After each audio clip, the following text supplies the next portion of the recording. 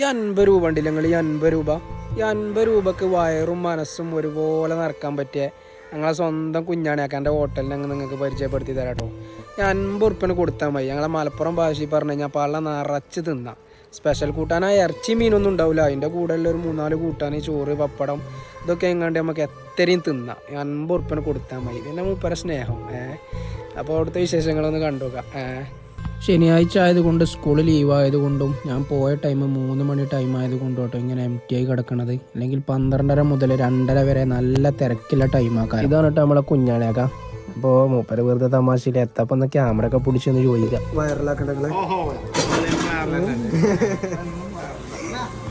അങ്ങനെ നമ്മളെ ചോറും കൂട്ടാനൊക്കെ വന്ന കഴിച്ചിട്ട് നമ്മൾ ഈ കാണുന്നത് 50 രൂപക്ക് അടങ്ങണ ഒത്തിരി ഐറ്റംസുകളാട്ടോ നമുക്ക് 50 രൂപക്ക് കിട്ടുന്നത്.